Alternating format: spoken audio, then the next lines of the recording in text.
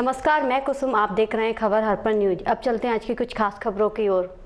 बुराई पर अच्छाई की जीत के पावन पर्व दशहरा पर ग्वालियर पुलिस द्वारा पुलिस लाइन के अंतर्गत हथियारों का पूजन किया गया। पुलिस के साथ ही बलि स्वरूप कुम्हेड़े नामक फल को काटकर अब्बास स्वरूप पूजन किया गया। बुराई पर अच्छाई की जीत के पावन पर्व दशहरा पर ग्वालियर पुलिस द्वारा पुलिस लाइन में हथियारों का पूजन किया गया। पूजन के साथ ही बलि स्वरूप कुम्हेड़े नामक फल को काटकर पूजन किया गया। अत्याचार और बुराई को रोकने के लिए देश में प्रदेश शहर ग्वालियर की पुलिस ने महत्वपूर्ण योगदान निभाते हैं। ग्वालियर पुलिस द्वारा अपराधी रूपी रावण स्वरूप दरिंदों को पकड़कर कानून के हवाले किया जाता है, जिससे कानून इन्हें इनके दोषों के अनुसार सजा दे सके। हमारे संवाददाता ने इस अवसर पर ग्वालियर के पुलिस महानिरीक्षक अविनाश शर्मा से भी बात की। ये परंपरा है मध्य प्रदेश पुलिस की और उसी तरीके से आज पूजन अर्चन किया गया है, हवन किया गया है और बलि के रूप में कुम्हेड़े फल आता है, उसको तलवार से उसको वध किया गया। मध्य प्रदेश में उपचुनाव है और हर राजनीतिक दल एन कैन प्रकरण चुनाव को जीतना चाहता है। 2018 के चुनाव में जिस तरीके से ग्वालियर चंबल संभाग में बीजेपी को दलित वोटर्स की नाराजगी का सामना करते हुए अधिकांश सीटों पर हार का मुंह देखना पड़ा था। यही कारण है कि इस बार मोर्चाबंदी में पार्टी जुटी हुई है। बीजेपी के अनुसूचित जाति मोर्चा की राष्ट्रीय अध्यक्ष ग्वालियर चंबल संभाग सहित प्रदेश की 25 विधानसभा सीटों पर अनुसूचित जाति मोर्चा की बैठक कर उन्हें बीजेपी के पक्ष में मतदान करने की अपील कर चुके हैं। ग्वालियर पहुंचे अनुसूचित जाति मोर्चा के राष्ट्रीय अध्यक्ष लाल सिंह आर्य कांग्रेस के इमरती देवी को लेकर दिए गए बयान को लेकर मुद्दा बनाए जाने के सवाल पर कहा कि दलित कभी भी बीजेपी के लिए वोट बैंक नहीं रहा है, बल्कि बीजेपी अंतिम पंक्ति में खड़े व्यक्ति के अधिकारों को उसके देने का काम करती है। लेकिन कांग्रेस ने हमेशा दलितों को वोट बैंक समझा है और हम किसी वोट बैंक के लिए नहीं, बल्कि इमरती देवी जो कि दलित महिला हैं उनका अपमान हुआ है और यह अपमान न केवल उनका अपमान है बल्कि समस्त दलितों का अपमान है। इसीलिए हम इस मुद्दे को उठा रहे हैं। पिछले 72 सालों में कांग्रेस के लिए दलित गरीब मुद्दा रहा होगा, मेरे लिए या भाजपा के लिए वो मुद्दा नहीं है। वो देश का सम्मान है, वो संविधान की आत्मा है, वो हमारे समृद्ध समाज के अंग है, भारत के अंग है। इसलिए हमने मुद्दा नहीं माना है। संविधान के कानून के तहत जिन्हें सम्मान देना चाहिए उन्हें संविधान विरोध में जाकर अगर कोई दलित महिला को गाली देता है या उसके बारे में टिप्पणी करता है, वो केवल इमरती देवी का अपमान नहीं है, वो देश की महिलाओं का अपमान है, दलितों का अपमान है। कांग्रेस का ये सगल बन गया है कि वो अपमान भी करते हो, माफ़ी भी नहीं मांगते। इसका मतलब है कांग्रेस तानाशाह हो गई है। ये घमंड जनता देश की चकनाचूर कांग्रेस का लगातार कर रही है। जो 24-25 राज्यों में सरकार रहती थी वो 2-3 राज्यों में सिमट गई है। जो 450 लोकसभा सीटें जीती थी वो 52-53 पे खड़ी हो गई है। वो इसीलिए कि उन्होंने देश को नहीं समझा, उन्होंने दलितों को नहीं समझा, उन्होंने आदिवासियों को नहीं समझा, उन्होंने महिलाओं का सम्मान नहीं किया, उनका विकास कल्याण नहीं किया। इसलिए लंबे समय तक आप झूठ नहीं बोल सकते, लंबे समय तक भ्रमित नहीं कर सकते। इसलिए देश का दलित, आदिवासी, गरीब, महिला, बच्चे सब समझ गए हैं कि कांग्रेस यानी कि हमारा अपमान, कांग्रेस यानी कि विकास रुकना, कांग्रेस यानी कि अपमानित होना। इसलिए कांग्रेस को लोग धीरे धीरे छोड़ते जा रहे हैं। और मैं एक बात जरूर कह रहा हूँ, 3 तारीख के चुनाव मध्य प्रदेश में मध्य प्रदेश का दलित इमरती देवी के अपमान का बदला जरूर लेगा, एक महिला के अपमान का बदला जरूर लेगा और कांग्रेस का जो अहंकार है वो चकनाचूर जरूर होगा। पहले केदार डावर, आज राहुल लोधी। चुनाव जब आप सब जीत रहे हैं तो इन लोगों को क्यों शामिल कराया जा रहा है? कांग्रेस कह रही है कि आप हार रहे हैं इसलिए इस तरह से लोगों को शामिल करा। मुझे लग रहा है कांग्रेस को भ्रमित करने के लिए कहते ना कि हम तो मैनेजमेंट से जीतते, विकास से नहीं जीतते। तो झूठ बोलने का मैनेजमेंट कांग्रेस को 72 साल से आ रहा है। झूठ बोल बोल के ही वोट कमाते आए, लेकिन जब सत्यता आने लगी तो उनका झूठ पकड़ा गया, इसलिए सत्ता से दूर होते गए हैं। और इसलिए मुझे ऐसा लगता है चाहे डावर जी का सपोर्ट हो, चाहे आज मैंने जो सुना है कि राहुल जी ने भी भाजपा में आ गए हैं, मुझे ऐसा लगता है कांग्रेस का नेतृत्व कहीं ना कहीं दिग्भ्रमित है, दिशाहीन है। उनका चाल चेहरा गड़बड़ हो गया है, उनका संस्कार और संस्कृति खत्म होती जा रही है। इसलिए कांग्रेस का नेता, कार्यकर्ता, विधायक, सांसद कांग्रेस से कहीं ना कहीं असंतुष्ट हैं और इसलिए वो भारतीय जनता पार्टी में अपने आप सम्मिलित हो रहे हैं। मुझे तो ऐसा लगता है कि भारतीय जनता पार्टी का कांग्रेस मुक्त जो अभियान है, जिसके कारण देश अपमानित होता रहा, देश की सीमाएं चीन ने कब्जा कर ली, देश का विभाजन स्वीकार कर लिया, ये चीज़ें कहीं ना कहीं कांग्रेस के नेताओं में आ रही हैं। इसलिए कांग्रेस मुक्त भारत के अभियान में कहीं ना कहीं कांग्रेस के विधायक सांसद भी जुड़ते जा रहे हैं। मैं उनका अभिनंदन करता हूं, स्वागत करता हूं। आरोपी लगा रही है कि ईवीएम मशीन में छेड़छाड़ है, उन्होंने शिकायत भी की चुनाव। अब कांग्रेस को तो मुझे लग रहा है माफ़ी मांगना चाहिए। पंजाब में जीत जाती है तो ईवीएम खराब नहीं होती, मध्य प्रदेश में, राजस्थान में और छत्तीसगढ़ में जीत जाती ईवीएम खराब नहीं होती। लेकिन अब हम जीत रहे हैं तो उनको लग रहा है कि उनका भी सर्वे चल रहा होगा, इसका मतलब वो स्वीकार कर रहे हैं जीत रहे हैं। जब वो हारते हैं तो ईवीएम खराब बताने लगते हैं और जीतते हैं तो ईवीएम अच्छी बताने लगते हैं। इसका मतलब तय है कि वो मध्य प्रदेश में हार रही है, इसलिए वो ईवीएम खराब की बात कर रहे हैं। आप बिहार का दौरा करके आए हैं, बिहार के गद्दारों की स्थिति है वो स्थिति भी नहीं है, क्या लगता है सुशासन बाबू और आप लोग मिलकर सुधारेंगे? मुझे लगता है, मैं तो अभी 2-3 दिन रहकर आया हूँ। नीतीश कुमार जी के नेतृत्व में, एनडीए की सरकार के नेतृत्व में विकास की जो संभावनाएं थी उससे ज़्यादा काम किया है। गंगा नदी पर 4 पुल होते थे, आज 14 पुल बन रहे हैं। कोसी नदी पर 1 पुल होता था, वहाँ 4 पुल बन रहे हैं।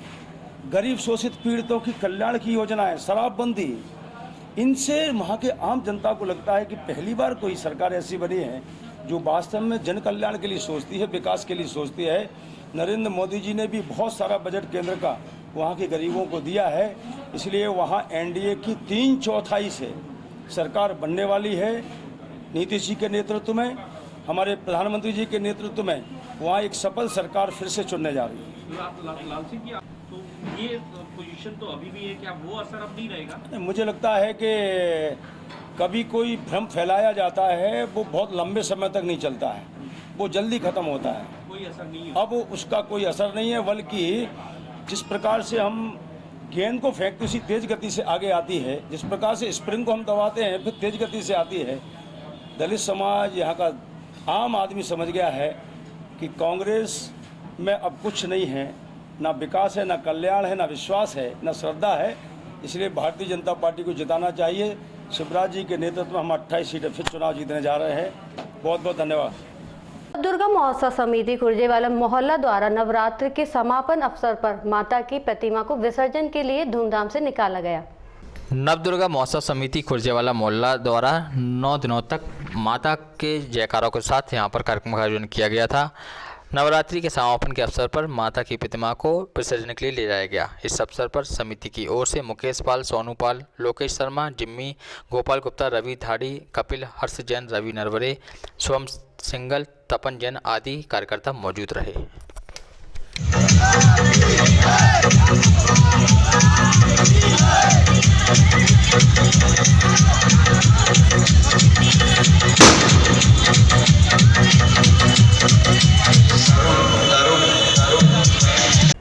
ग्वालियर थाना क्षेत्र के अंतर्गत 3 साल की मासूम के साथ दुष्कर्म के मामले पर लोगों ने फूलबाग चौराहे पर आरोपी वसीम खान के पुतले को फांसी पर लटकाकर और चक्का जाम किया।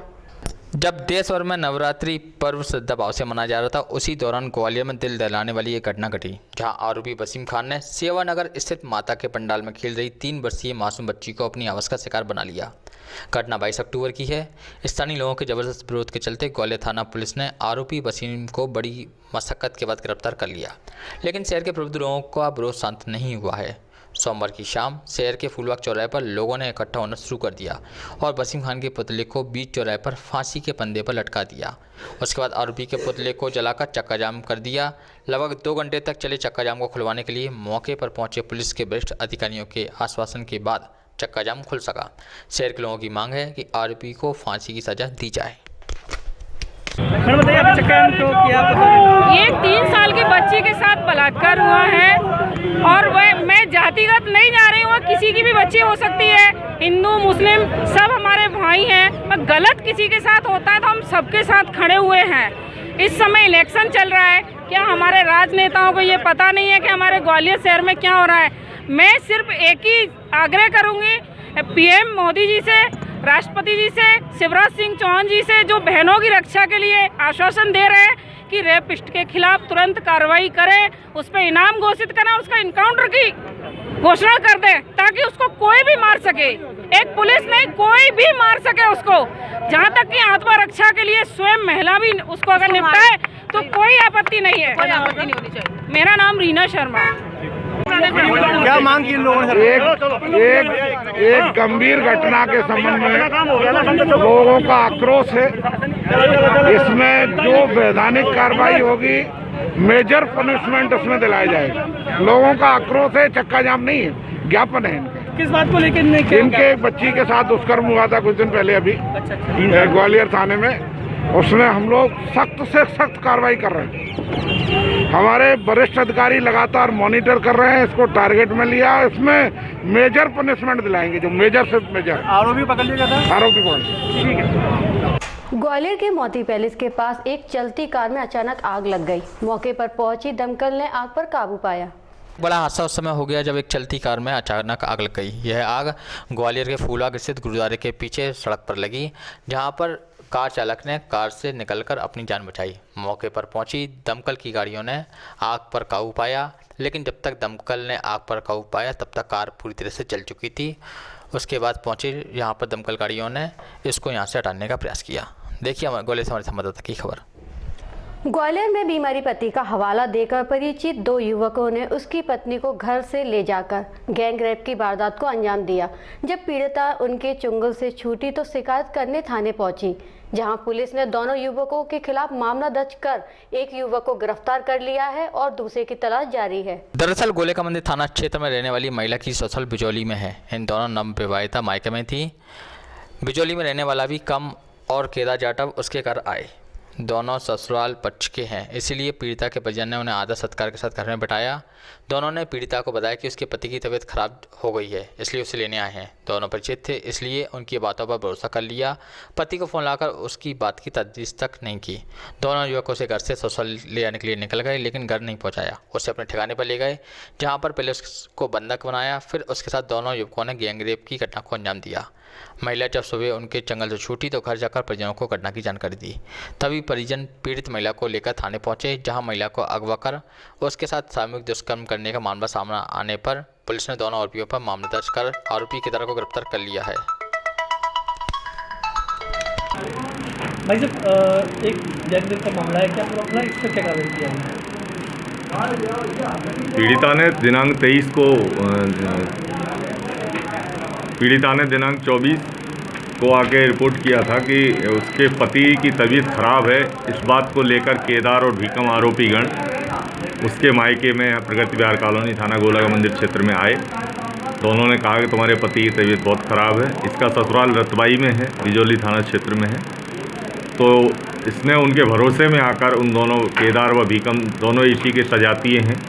दोनों के साथ पीड़िता ने बैठकर मोटरसाइकिल पर चली गई, जहां चितौरा गांव में ले जाकर इन दोनों ने उसके साथ रात्रि में ज़बरदस्ती दुष्कर्म किया है, जिस पर से 2-3 दिन बाद इसने आकर थाने पर रिपोर्ट किया है, जिस पर से केदार आरोपी को तत्काल पुलिस ने रिपोर्ट के तुरंत बाद ही घेराबंदी करके गिरफ्तार कर लिया है। केदार जाटव जेल भेजा जा चुका है और भीकम की तलाश जारी है। पूर्व केंद्रीय मंत्री ब्राह्मण चेतना परिषद के राष्ट्रीय संरक्षक जितेंद्र प्रसाद ने समाजसेवी कांग्रेस नेता प्रेम किशोर द्विवेदी को ब्राह्मण चेतना परिषद का जिला अध्यक्ष मनोनीत किया। इटावा में पूर्व केंद्रीय मंत्री ब्राह्मण चेतना परिषद के राष्ट्रीय संरक्षक जितेंद्र प्रसाद ने समाजसेवी कांग्रेस नेता प्रेम किशोर द्विवेदी को ब्राह्मण चेतना परिषद का जिलाध्यक्ष मनोनीत किया है तथा उनसे आशा व्यक्त की है कि वह जिले में ब्राह्मणों पर हो रहे उत्पीड़न तथा ब्राह्मणों को आ रही समस्याओं को आगे बढ़ाकर उठाएंगे और उनकी आवाज़ को बुलंद करेंगे तथा संगठन से समाज के लोगों को जोड़ने का काम करेंगे। शनिवार को पत्रकारों से बातचीत में नवनियुक्त जिलाध्यक्ष प्रेम किशोर द्विवेदी ने कहा, राष्ट्रीय अध्यक्ष की आशाओं पर खरा उतरूंगा, इसका पूरा प्रयास करूंगा। ब्राह्मण आज भी एक है। कितने संगठन है जिला में? अब एक तो संगठन इतने हैं कि लोग अलग बटे हुए हैं। उसका सिर्फ एक उदाहरण है। उसका सिर्फ एक उदाहरण है मेरे पास। कि ब्राह्मण के एक संगठन हो या 20 संगठन, लक्ष्य सबका एक है, ब्राह्मण का उत्थान। इसलिए ब्राह्मण अलग कहाँ है। अगर कोई भी संगठन ये कह दे कि हम ब्राह्मण का बुरा चाहने के लिए संगठन बनाया है, मैं आज ही अभी यहीं से वापस लौट जाऊंगा। बुरा चाहने की बात नहीं, हर संगठन ब्राह्मण का भला चाहता है। उदाहरण है, एक संगठन लगवा रहा था भगवान परशुराम की मूर्ति और दूसरा संगठन कर रहा था उसका विरोध, इसलिए मूर्ति नहीं लगी। ये चीजें भी सामने है ना। उसमें ब्राह्मण ही ब्राह्मण का विरोध कर रहे थे। उसमें कहीं ना कहीं राजनीतिक तत्व आगे पीछे से वो इस तरीके की अपनी गतिविधियां फैलाते हैं जिससे ब्राह्मण कभी एक ना हो पाए। आप इनको सबको एकजुट करने का प्रयास करेंगे? एक साथ मेरे प्रयास होंगे, हम अपना कर्म करेंगे, मैं अपना कर्म करूंगा। और जब आदमी अपना कर्म करता है, मन से करता है, तो ऐसा नहीं है कि जब हम काम करेंगे तो उसके हमें फल अच्छे नहीं मिलेंगे। हमें मौका मिला है, आज मेरा पहला दिन है और मैं समाज में आया हूँ, समाज के बीच में आया हूँ। और मैं नहीं समझता हूँ कि समाज में जब हम कोई अच्छा कार्य करेंगे तो समाज के लोग हमारा विरोध करें। अगर मेरा कार्य अच्छा होगा तो उसकी सराहना हमारे ही समाज के लोग प्राप्त करें।